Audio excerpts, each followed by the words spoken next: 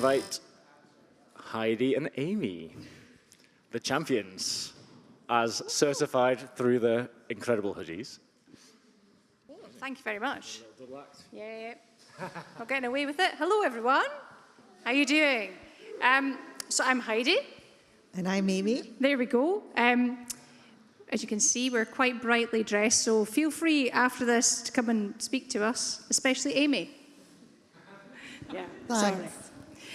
Okay, I'm just going to give you a bit of context about who we are and as an organisation that leads change in Moray. So first and foremost, Moray Wellbeing Hub is a social movement. That's how we started out.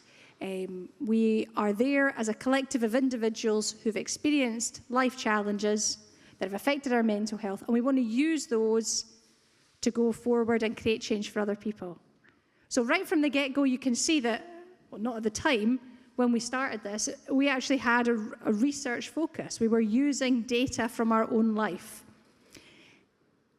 We focus on strengths, help people overcome challenges, and act as a catalyst for change. So what's really important for us is being able to do things like gather a collective voice. Oh, I'm not moving that one. That'll help if I put these ones up. I'm moving it for myself and myself only. There we go. It's a good presentation. You're seeing that now. That makes a lot of sense. Aimee, do you want to kind of stand here and do that one? Well, if you stand there, oh, you will. You block that. Okay, so I'll do 2 max at once. Fantastic. Oh, there you go. Okay. So there's that part where we're trying to harness the power of lived experience, harness our own data for ourselves and action that. And I think one of the things that's really important, we would describe ourselves as an infrastructure organisation. More than, people say, well, what is it? How many referrals do you take or whatever? And we're just like, I do not know what that language is. It doesn't make sense to us. We're not interested in that framing. We're not a service. We're a resource. I think that's a really different thing. And so I'm telling you all about these parts because obviously there's a bit of a journey I'm going to take you on in terms of research. I wouldn't necessarily have explained how we are, what we do in the same language even a year ago, 2 years ago. And it develops, it evolves. Our ownership, our comfort of words around research have really radically changed. The core thing that we have always linked to, though, has got a research base, which is CHIME. You'll hear us talk about it, everything that we do. We connect to CHIME. We've always asked evaluation questions that we try and link back to CHIME. So if you don't know about CHIME, go and check out the work by Margaret Leamy. The Scottish Recovery Network have a lot of other tools that link to CHIME. But really, we are really interested in how accessible it is. It's something that's been a really interesting tool to help all of the people that we connect with understand what change they're trying to make around mental health and well-being. Playful disruption is what we like to think about. We don't like the status quo because it sucks. That's the short answer. That's the sum of my research in my life. There's lots of great people out there. There's lots of great things, but it's not good enough. We don't stand for it, and we're going to change it. And we're going to do it in a way that doesn't make us miserable at the same time. That's really important. It has to help us achieve things. Doesn't mean it's not going to be difficult sometimes, but when you stir a pot, things are going to come up, some of those things. Like, I think we're talking about things around a trauma-informed approach, which again is a big bit of language. But it's something that kind of, when you dig into it, really resonates about how we do things. So, I put this up just because it's nice to see everybody else on this slide. And I think it's really important that when we're talking about community-led action research, that people understand that there's loads of other people talking about it as well. This slide is very, very busy, so I'm going to break it down for you over the next 4 slides. Now, I have to use slides because if I stood up here, we don't know where we might go with a conversation. So they're there to keep me right more than anything else. But myself, from Moray Wellbeing Hub, Lewis, from Science Ceilidh, Community Knowledge Matters. Who else was there? Chris. And also, Chris was from the Ideas Fund. And also, David. David from Scottish Community Development Centre. We all did an event back in February at the SCVO gathering, another gathering, where we talked to people and really tried to kind of give them an idea of what community-led research was. And this was a very mixed third sector interested audience. So that's where this came from.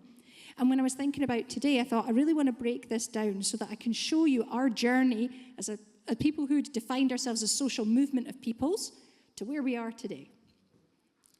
Okay. Step one of the journey. Back in 2020 to sort of about 2022, we had some funding from SCDC Poverty Alliance, and that was the first time we started to properly talk about peer research. And it was not comfy. We were quite comfortable in our topic. We were exploring neurodiversity, but we wanted to gather this data. That's what we were passionate about. We needed people to stop talking about neurodiversity and a negative things. It's always deficit focused. And as neurodivergent people, not that all champions are, but many of our champions used a variety of different or had experienced labeling around various neurodivergent terms. We really want to change that. You can see there's a T-shirt on there. I'm not wearing one of those today, but sometimes you'll see it and it says, I can't remember what it says, something about doing things differently. If only I'd remembered to actually wear that T-shirt, that'd be good. But that's neurodiversity for you. And we created things as outputs like the badges, we've got posters, and all these things then went on, they keep coming up. We've now embedded them in loads of training, we have them up in schools, we have them up in areas, and it's really kind of stirred a pot to get that conversation going. But I popped this quote on because I reread all of our reports, like at the end of the projects for today, to just sort of remind myself, what did we do? So what was really interesting is from this quote. Aimee, do you want to read it out so people aren't just hearing me? Sure. I've waited so long for something like this to happen, so I'm really eager to be involved. There needs to be much more attention around the strengths of neurodivergent people. Thank you. The context of this, I think, for me, is about the journey, about the research, the collaboration, the exploration, the experience, which was really important. So we liked that very much. We liked working with those funders. We liked the idea. We sort of went, okay, maybe we can take up space within this word research. Maybe we can find a bit more ownership. So then an opportunity came up with the Ideas Fund, round 0, 1, not sure how to define that. So it started. We'll call it 1, will we, Kirsty? 1, okay, round 1. And we were really interested. We had some champions who were really interested in parent and infant mental health. So through that project, which started in, now you can see these are all crossing over. Nothing just ends and begins. Because see, if it ended, I think the ball would have dropped. It's the fact that we kind of cross these things over that were really important. So, because people were interested to know that the other project was going on around neurodiversity, but then they were like, well, what about this topic? We're really interested in this topic. So we managed to get some big coverage. There's a P&J, Press and Journal, that's the big North newspaper, talking about Moray mothers open up about mental health struggles. Maternity care in Grampian and Moray in particular is a really hot potato.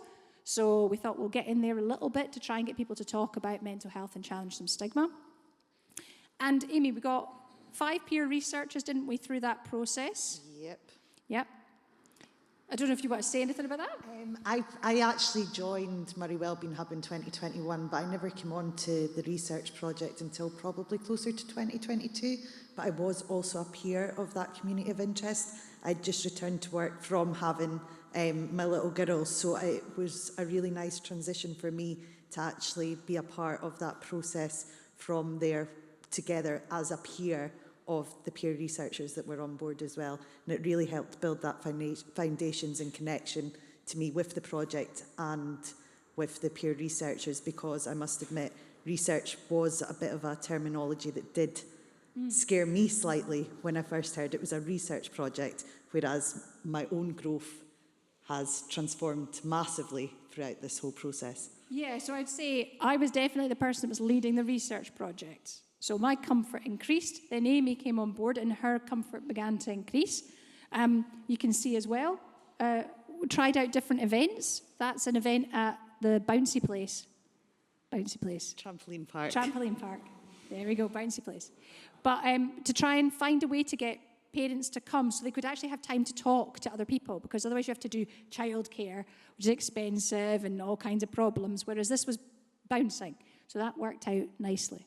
Yeah, it was something fun for the children to do, but it was also fun for the parents as well. That's what they fed back, that they were able to relax because we were holding a safe space for their children, but also for them as well. And that carried on into the next thing. So whilst that was still kind of going on, another opportunity arose. And there was no way we would have been confident at all for going for this unless we'd done the Ideas Fund. Because these, from my own, as a person leading these, I had a background whereby I thought I was going to be a scientist, and I felt very rejected by that world. So when a friend who was still being a scientist phoned me up and said, there's this thing, originally for the Ideas Fund, I wasn't so sure. But they said, I met a nice person. They're called Lewis. I don't know if anyone here has met someone called Lewis. That seems all right. They said, you're going to get on with them. I think it's something you should do. Ditto, by this point, we'd met our friend Kareem from Digital Health and Care Innovation Centre, DHI. And he was much more academic than anyone, I think, in this room. If he was here, I'm sure he'd be all right with us saying that. But he gave me the confidence again by helping us with this application, by converting some of what I could say to him into these words. So he was a really helpful bridge, thinking about what Sophie was saying earlier when you were talking about your work about intermediaries. Yeah. So in that particular project, that was an expression of interest phase. And there was loads of learning for the funder as UKRI, and there was loads of learning for us. But ultimately, we got a discussion paper out of it, and we went round 9 towns. We tried to speak to people. No, not a lot of people wanted to speak to us, though. No, that was quite hard. But never mind, we went nonetheless. And it was really not so much about that engagement thing, but getting partners together. So this was a different, deeper learning about how do you actually do the collaboration at that level. I think a celebration, though, was that we did kind of creatively think out the box to do a different event where it was kind of embedded fun and creativity into research questions. So we done it down at the Woods as a wellbeing picnic where we did get, I think there was nearly 70 people turned up that day. So we had to just change on the spot our thought to try and get a little bit more of that community engagement as well, which was really successful. And we nearly upset the Forestry Commission. Yeah, we did. Because you'd think they'd want the people there, but we didn't realise so many people would come. We didn't do unintended things that happen. We didn't do a registration for that one, thought it was going to be quite small, and then people just kept coming. But that was all part of the learning and what made the event so special. Yep. We asked for forgiveness, not always permission. So step 4. Is where we are now. So now we have another Ideas Fund project around peer support and digital with a new academic advisor in the shape of Simon Bradstreet, which has been brilliant because our experiences around academic haven't worked out the way that we'd hoped before. So that's working out really nicely. And we were delighted to secure the Community Research Network funding with the Young Foundation and UKRI. That was been absolutely brilliant. So you can see we've got like this long timeline of time.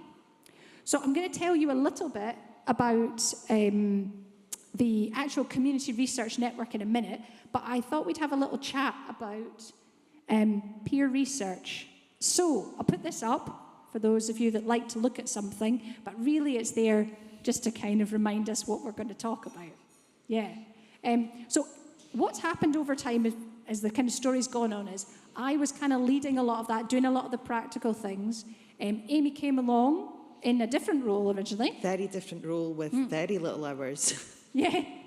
So it kind of grew from there, and then I sort of started moving around different roles within the organisation as well.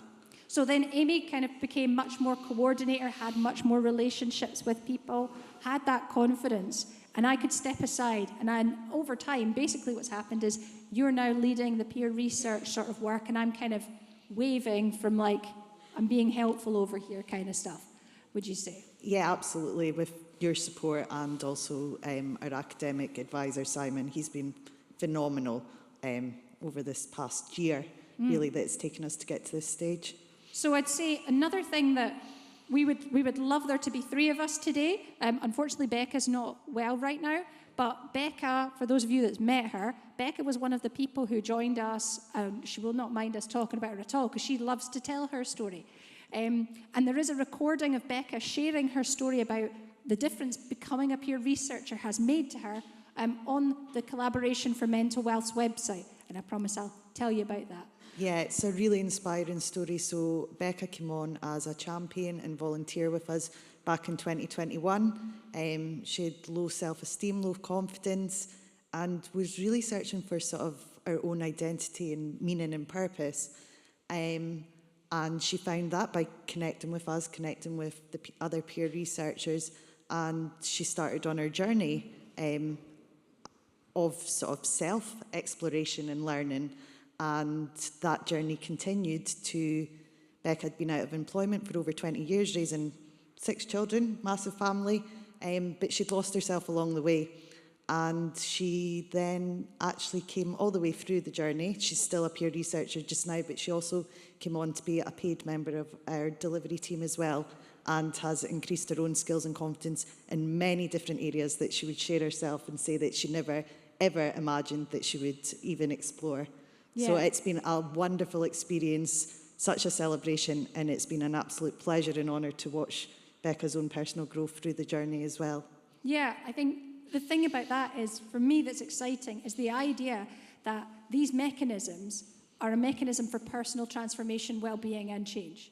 Because that's really what Moray Wellbeing Hub has been about. It's been about a collective approach, but also balancing that with the individual journey. Like, if we aren't creating well-being through this process, what are we doing? If today doesn't create chime, we shouldn't be doing it. It should always be taking us further forward, increasing our connection, our hope, our meaning, identity and empowerment. So, at the moment, we've done different iterations of peer research training. We've learned a couple of things. Would you like to tell us just a couple of top things that you would say you've learned about training, recruiting, supporting peer researchers, just what feels live at the moment? Yeah, I think there's been many opportunities for learning along the way. There's been a lot of challenges, there's been a lot of successes. We've tried lots of different methods. I think one of the key things that can be quite challenging is commitment and time, especially for people that have lived experiences in general, challenges, barriers, actually trying to keep the engagement going while normal life happens, and that can also just get in the way. So we've tried different methods of delivery style, in person, online, but I think the key focus is that sort of connecting element of the peer research journey and validating and valuing lived experience.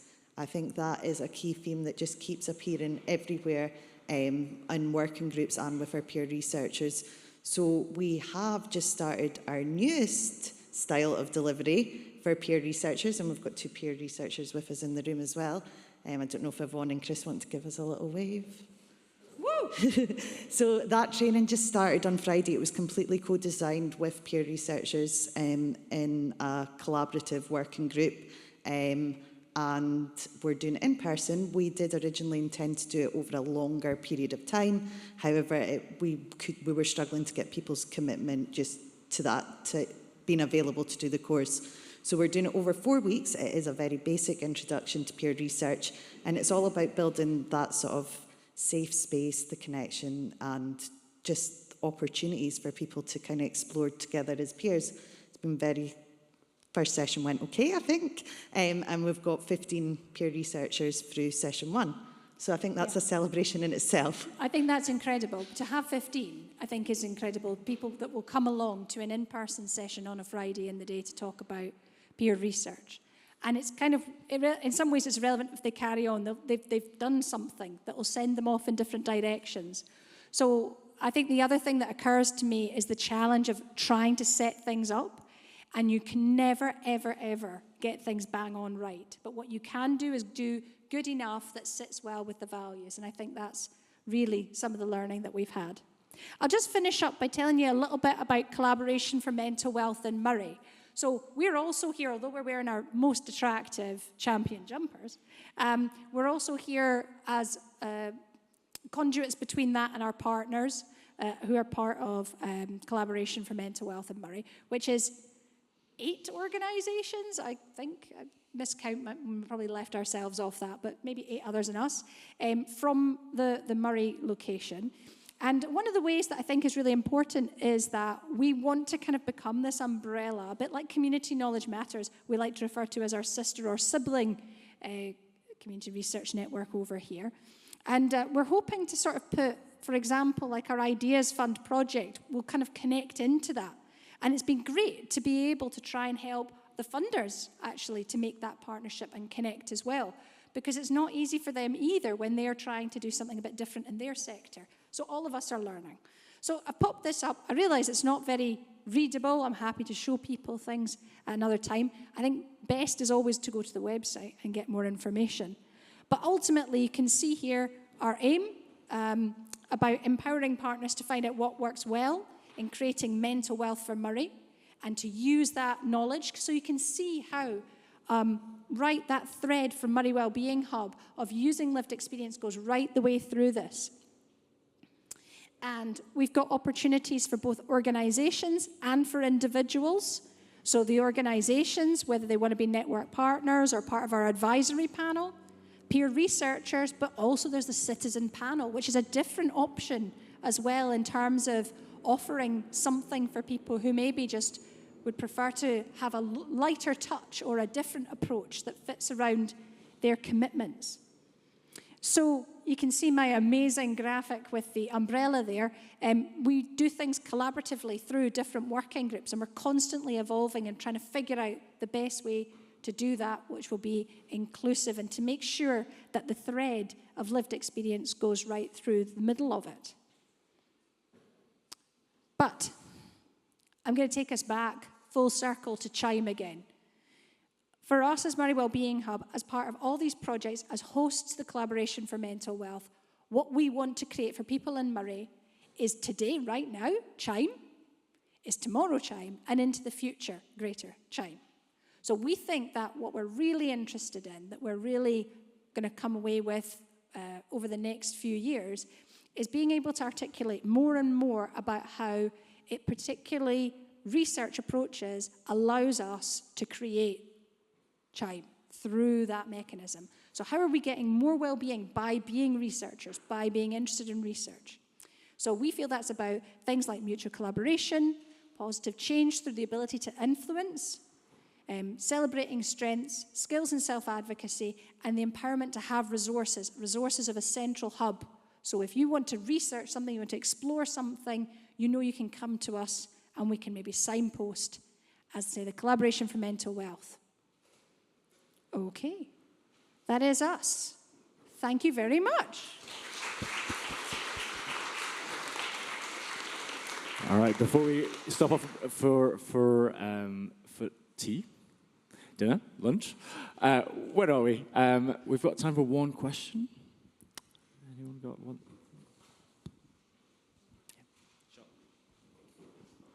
Thank you, that's so inspiring. Sorry to sound super ignorant, what is mental wealth? I've never heard that before. No. Well, it's really interesting, because you remember how I said we were playfully disruptive? So we wanted to take that, because see, when you talk about mental health, most of the time people then think about mental ill health. So what we're trying to do with the use of the term mental wealth is disrupt, is get people to go, hang on a second, what do you mean? I understand the word mental, I understand the word wealth. How do these go together? Now, we've used different definitions at different things, but partly over the 5 years is also part of exploring this definition. And perhaps part of the work that we'll come out with is our Moray definition of how we use that. But we are constantly looking at what is mental wealth. So I invite everyone to think over lunch about their mental wealth. Thank you very much, Heidi and Aimee. Give them another round of applause.